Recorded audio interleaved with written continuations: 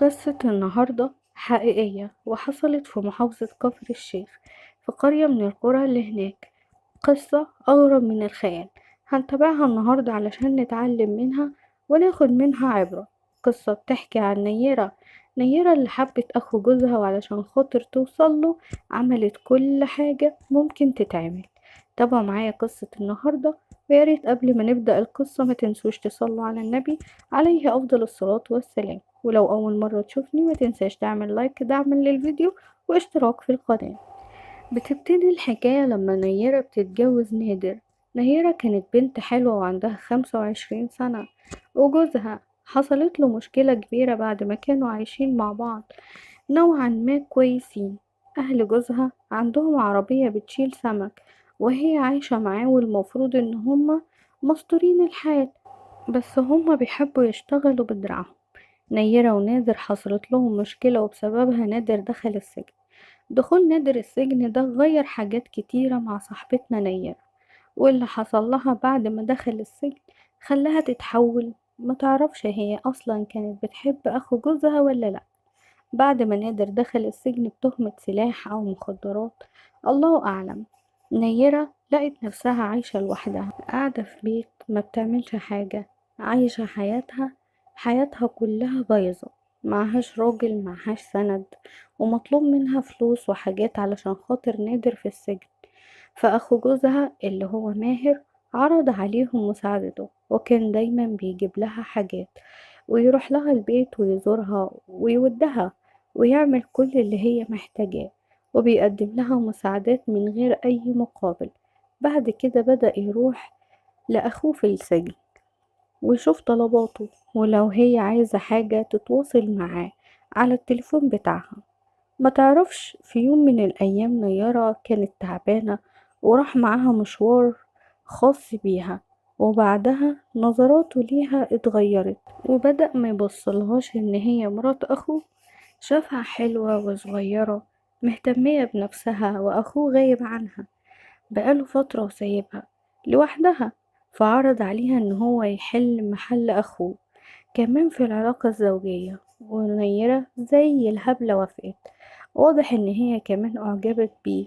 بعد فترة، مع إن هما مع بعض، اكتشفت نيرة إن هي حامل. لقت نفسها في كارثة حرفيا.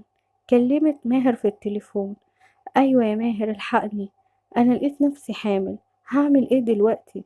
وأخوك مش معايا، أخوك في السجن والناس كلها عارفة بده.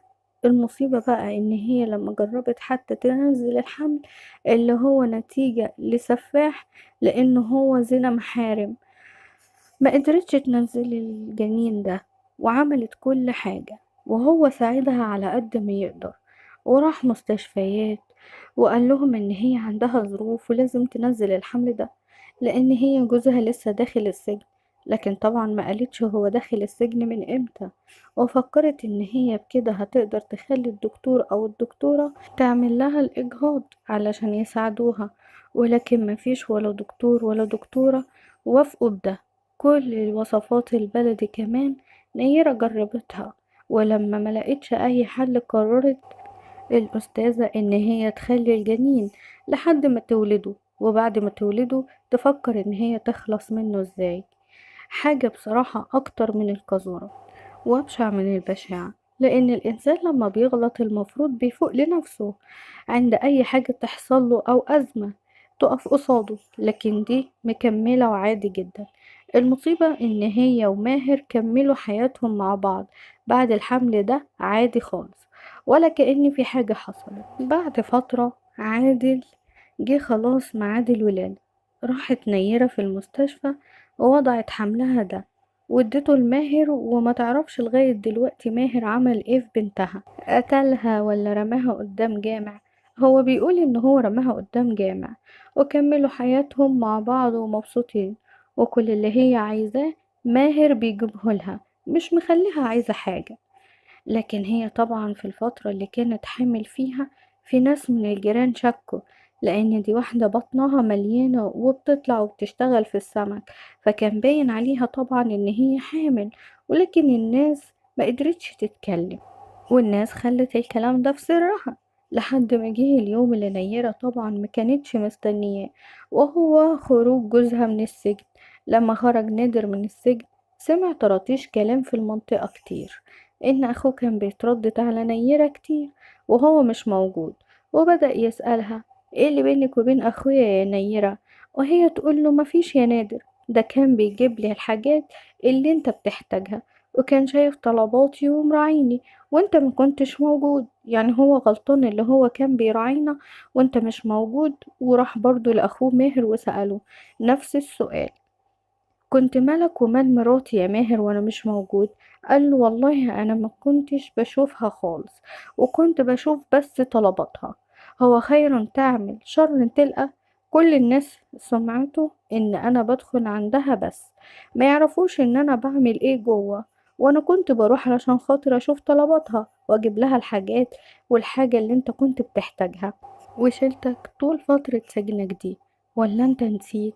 وفعلا هو زي ما تقول كده بلع الكلام أو عداه. لكن بعد فترة بدأ نادر يعاكس ماهر في حاجات كتير في شغله. يعني مثلا ماهر كان جايب حتة أرض، وبدأ نادر اللي هو يقطع عليه فيها ويهدده إن هو هياخدها كده فردة، يعني من غير أي ما يدفع فلوس ولا حاجة، وبوضع اليد، وهيكون شريك معاهم وبالعافية. الأرض دي بتاعته. بتاعت مين؟ بتاعت ماهر وأبوه. فماهر معجبوش الكلام ده، وبدأ يتعارك مع نادر، ونادر يقوله إن أنا هقتلك لو ما سبتليش الأرض دي. وبدأ يتعامل معاه وكأنه بيقوله: انت مش خدت مراتي واتمتعت بيها؟ سيبلي بقى حتة الأرض دي. وكان بيتعامل مع أخوه معاملة غريبة جدا، رغم إن ماهر فعلا كان بيجيب لنادر كل حاجة هو وهو موجود في السجن، وهو اللي كان شايف طلباته. بعد كده بدأ يبقى في مشاكل ما بين نيرة وماهر، خصوصا وهي بتغير عليه، خصوصا لما يجي يوم يقرر ان هو ياخد مرات اخوه التاني وهم طالعين بالسمك. وقتها نيرة بتغير جدا عليه وبتتضايق، فبدأوا يتعاركوا مع بعض لدرجة ان هو ضرب نيرة في مرة من المرات دي، وعملوا قعدة صلح ما بينهم وبين اخوه. وفعلا وتراضوا، لكن هما كانوا بيشوفوا بعض وما قدروش يمنعوا نفسهم عن كده. ونيرة حست ان هي خلاص بقت بتحب ماهر ومش عايزة نادر خالص، وكل همها ان هي ازاي تكمل حياتها مع ماهر. طلبت الطلاق منه وعرضت عليه ان هما ينفصلوا وكل واحد يروح لحاله. لكن كالعادة نادر مرضيش ورفض ان هو يعمل كده. هو وافق ان هو يتقرطس، لكن يطلق مراته اللي هو عارف وشاكك فيها موافقش ابدا. ومن هنا بدأت المشاكل بينهم وبين بعض، في ظل ان نيرة مش عايزة تسيب ماهر وماهر مش عايز يسيب نيرة. ففكروا هما الاتنين في فكرة علشان يخلصوا من نادر. نادر كان كل يوم يروح حتة الأرض اللي هو عايز ياخدها بوضع اليد دي اللي هي عند أخوه، وقرر إن هو في يوم من الأيام إن هما يخلصوا منه وهو في الأرض دي، وده المكان اللي هم قرروا إن هم ينهوا حياته فيه. واتفقوا مع بعض إن هي هتقوله على خط سير جوزها وكل تحركاته. بس اللي حصل في اليوم ده إن نادر لما جه يروح الأرض خد معاه نيرة، ونيرة لما راحت حاولت إن هي تعمل دوشة في المكان علشان هو ما يحسش بماهر لما يروح. راح ماهر عند نادر وسلم عليه، راح نادر متلامض معاه وشتمه شتمتين وقال له: الله لا يسلمك، انت ايه اللي جابك عندي؟ غرف داهية تاخدك. طبعا الموضوع ده زود العنف اكتر. عند ايه؟ عند ماهر اللي هو اصلا كان مرتب اموره ان هو هيخلص من اخوه، ومن ناحية تانية يخلص منه علشان يتجوز فيها بعد كده من نيرة، ومن ناحية تانية ان هو يعيش مع نيرة حتى لو مش هيتجوزها، مفيش مشكلة عندهم. ومن ناحية تالتة ان هو يخلص منه علشان المشاكل اللي هيعملوها مع بعض علشان حتة الارض دي. واضح كده ان نادر الله يرحمه ويسامحه يعني برضو ما كانش شخص سوي قوي يعني. فقرروا ان هما يخلصوا منه في اليوم ده بعد ما راح اشتغل في الارض بتاعته، وان هو ما يلفتش الانتباه او يلفت الانتباه ان هو شغال في ارضه ومش مبالي باي حاجة. راح رايح عند اخوه نادر وهو قاعد مع نيرة، وكانوا قاعدين قدام حاجة اسمها ترعة، وراح جاي من وراه واداله على دماغه بالكوريك اللي في ايده، وتاني ضربة فيه بقالب طوب لحد ما هشم دماغه وخلاه يعني ميت تماما، واتأكد ان هو مات. راح واخد نيرة من ايديها وطلعوا يجروا وهربوا منه من ناحية الترعة، ورموا الحاجات اللي كانت معاهم اللي قتلوا بيها نادر في الترعة. كلمها في التليفون وقال لها روحي وطمنيني عليكي، بعد ما تروحي قوليلي حد شافك ولا لأ. روحت وهو روح عادي جدا، وراحوا ولا كأنهم عملوا أي حاجة. راح شغله تاني يوم عادي، وبدأ يحمل الأنفار بتاعته السمك دي اللي هو بيعملها، والدنيا معاه عادي، وشاف شغله ولا كأنه ولا في أي حاجة.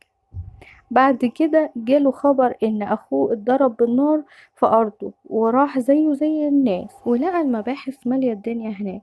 المشكلة بقى ان نيرة غلطت اكتر من غلطة. الغلطة الاولى لما المباحث سألتها ان كانت اخر مرة شفتي جوزك امتى، قالت له طلع امبارح، وما قالتش ان هي مشيت معاه. الشهود كلهم كانوا شايفين نيرة وهي ماشية مع نادر ورايحين عند الارض، وعارفين ان هما بيقعدوا على الارض اخر النهار وبيفضلوا هناك لحد بالليل. دي أول غلطة. تاني غلطة هي إنها أكدت وقالت طبعا لما المباحث راحت هناك عرفت إن كان في طرطيش كلام إن نيرة دي كانت حامل وجوزها في السجن، وإنه ما يعرفوش مين أبو المولود ده وفين الجنين ده، لان زي ما قلت لكم بطنها كانت بتبقى باينة من ناحية، والتانية هي ما قالتش ان هي حامل طبعا ولا ان هي ولدت للمباحث. المباحث عملت تحرياتها وقالت لها انت كنت حامل، قالت لا. حامل ازاي وجوزي في السجن؟ راحوا المستشفى فعلا وقدروا يعرفوا ان هي ولدت هناك في المستشفى، وعرفوا ان هي فعلا تمت ولادة قيصرية ليها، وان هي انجبت طفلة وما يعرفوش الطفلة دي فين طبعا. لما المباحث ضغطت عليها طبعا هي اعترفت بكل شيء وقالت كل حاجة، بس ايه، هي اعترفت بجريمة الزنا لكن القتل لا. انا اقتل لا، لكن اذني اه. ده اللي هي قالته. قالت والله يا حضرة الضابط ما كنتش اعرف حاجة غير ان انا ما كنتش اعرف ان هو هيقتله ولا ان هو هيتربص له. انا غلطت معاه وفعلا كنت حامل، لكن معرفش اي حاجة عن موضوع القتل ده. وراح جاي ماهر هو كمان مع القضية وقال ان هي كانت حامل من واحد من اللي بيفرشوله في السمك مش منه، وان هو ساعتها لوجه الله علشان يستر على اخوه وهو في السجن ان هو ملوش علاقة بالموضوع الحمل ده. قال ان هو كان بيحبها بس في الاخر وما حصلش بينهم وما بين بعضهم اي حاجة. وبالنسبة لجريمة القتل فقال ان هي اللي خلتني اقتل اخويا، وان هو ما قتلش اخوه كده، ما كانش مرتب لها ان اخوه اللي غلط في الاول وكان هيهجم عليه بقالب طوب. فهو وقتها قتله، وان هي سخنته وفضل هو يقول ده هي اللي عملت، وفضلت هي تقول ده هو اللي عمل. في النهاية اللي حصل ان هما الاتنين اعترفوا ان هما الاتنين عملوا كده، والنهاردة طبعا قدام المحكمة واعترفوا بكل التفاصيل وتم الحكم عليهم بالإعدام. قصة خيانة زنا محارم حصلت يا جماعة في بلد أرياف في مصر، وخد بقى من ده كتير جدا. ما تفهمش بقى ان في تفكير كده بيجيلهم ان في حاجة عاقتني في الغلط ده، وان انا فوق لنفسي ان انا اتغير وان انا استغفر وان انا ابعد. لا لا لا، هم مكملين عادي جدا لحد ما وصل بهم المطاف لحبل المشنقة، ولا هتقعد مع ماهر ولا هتقعد مع نادر. ودي كانت نهاية قصة بتاعة السمك النهاردة بتاعة كفر الشيخ، ان اتحكم عليها بالإعدام.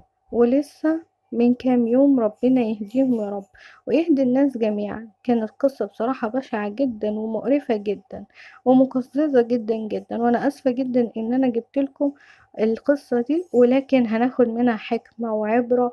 وياريت تشاركوني برأيكم في التعليقات وتقولوا لنا انتم شايفين الموضوع ده ازاي، وايه رأيكم في الناس اللي بتعمل كده، وايه اللي بيكون ناقصها بالظبط علشان خاطر تقرر ان هي تضيع حياتها وتبيع نفسها للشيطان. يا ريت تشاركوني برأيكم تحت الفيديو في التعليقات. ولو كملت معايا الفيديو ما تنساش تدعموني بلايك ودعم الفيديو، تشترك في القناة وتفعل زر الجرس علشان يوصلكم مني كل جديد. السلام عليكم ورحمة الله وبركاته.